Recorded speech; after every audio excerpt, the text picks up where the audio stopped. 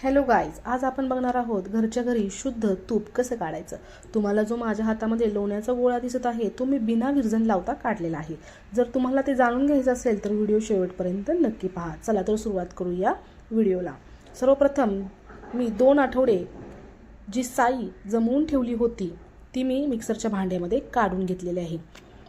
आज आपण मिक्सरच्या भांड्याचा वापर करून साई काढणार आहोत, म्हणजेच लोणी काढणार आहोत। आपण फिरक्याचा वापर करणार नाही। मिक्सरच्या भांड्यामध्ये 5 मिनिटांमध्ये लोणी वर येतं, तर ते बघूया। याच्यामध्ये मी विरजण लावलेलं नाही, फक्त ज्या दिवशी आपण लोणी करायला घेणार आहोत त्याच्या आदल्या दिवशी फ्रीजमधून ते बाहेर काढून घ्यायचं आहे। पूर्ण भांडं साफ झालं आहे का नाही याची खात्री करून घ्यावी। पूर्ण मलाई त्या मिक्सरच्या भांड्यामध्ये काढून घ्यावी। आता सर्व लेडीजला पडणारा प्रश्न तो म्हणजे लोणी काढताना कोणत्या भांड्याचा वापर करावा। तर व्हिडिओ दाखवल्याप्रमाणे सर्वात मोठं जे भांडं मिक्सर सोबत भेटतं, म्हणजे 3 भांडी असतात, एक छोटं असतं, एक मिडियम असतं आणि एक त्याच्यापेक्षा मोठं असतं। तर सर्वात मोठं भांडं जे असतं ते स्पेशली ताकासाठी वापरायचं असतं। ताकासोबतच तुम्ही त्याच्यामध्ये ज्यूस वगैरे सुद्धा करू शकता, ते स्पेशली त्याच्यासाठी डिझाईन केलेलं असतं। सुरुवातीला जी आपण मलाई घेतलेली आहे ती आपण नुसतीच मिक्सरच्या भांड्यामध्ये फिरवून घ्यायची आहे आणि नंतर त्याच्यामध्ये थंड पाणी घालून फिरवायचं आहे।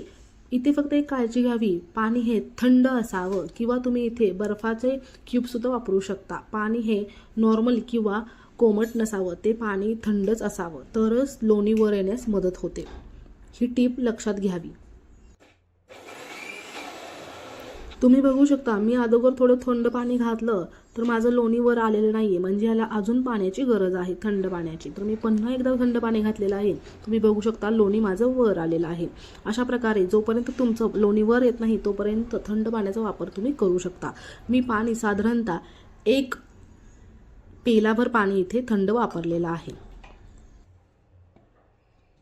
तुम्ही बघू शकता लोणी माझं वर आलेलं आहे, पण हवे तेवढं ते वर आलेलं नाही, म्हणून मी अजून थोडं मिक्सर हलवून चालू करून हलवून घेतलेलं आहे आणि आता तुम्ही बघू शकता माझं लोणी हे परफेक्ट वर आलेलं आहे। बघा किती छान असं लोणी वर आलेलं आहे। हा केवळ 5 ते 5 मिनिटच धरून चाला, तुमचं लोणी तयार आहे।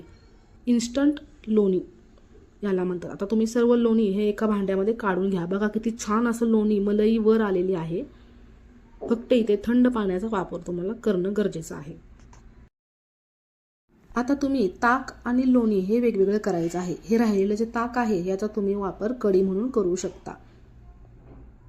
ताक हे एका भांड्यामध्ये काढून घ्यायचं आहे आणि राहिलेलं मिक्सरच्या भांड्याला जे लोणी लागलेलं आहे ते सुद्धा आपण काढून घेणार आहोत आणि हे लोणी स्वच्छ पाण्याने धुवून घ्यायचं आहे 1-2 वेळा, तेव्हा पण थंड पाण्याचाच वापर करायचा आहे। तुम्ही जेव्हा साई साठवाल तेव्हा ती 2 आठवड्याच्या वरची नसावी, एवढी फक्त काळजी घ्यावी। व्हिडिओत मी जसं धुत आहे मलाई तशी तुम्ही धुवून घ्यायची आहे आणि राहिलेल्या पाणी जे आहे त्याला बटर मिल्क म्हणजेच ताक असं म्हणतात। त्याचे भरपूर असे उपयोग आपण सगळे करू शकतो, जसं की आपण हे मसाला ताक म्हणून पिऊ शकतो किंवा कढी म्हणून करू शकतो। तसेच आपण याचे रवा डोसा करण्यासाठी सुद्धा या ताकाचा आपण वापर करू शकतो।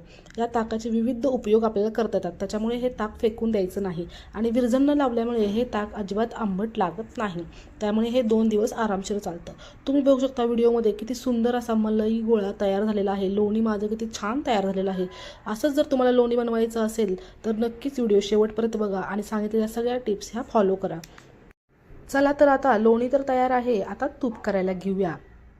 गॅसवरती एक भांडं ठेवू आणि त्याच्यामध्ये हे लोणी टाकून देऊ कडवण्यासाठी। बघा आता हे असं हळूहळू हे लोणी वितळायला सुरुवात होते, ते पातळ बनतं। इथे एक लक्षात घेणं गरजेचं आहे, हे पातळ झालेलं जे लोणी आहे ते बाहेर येऊ नये म्हणून त्याच्यामध्ये कंटिन्युअसली 1 चमचा किंवा पळी ठेवायची, जेणेकरून ते उतू जाणार नाही आणि आपलं तूप हे वाया जाणार नाही। काही वेळ गेल्यानंतर आपलं तूप हे तयार होतं, त्याचा रंग हा गोल्डन कलरचा येतो। तूप हे कमी आचेवरती गोल्डन रंग येईपर्यंत कडवून घ्यावं।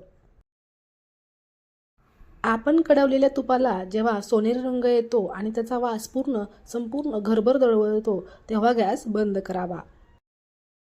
तूप चांगलं गार झाल्यानंतर ते काचेच्या भरणीमध्ये भरून घ्यावं।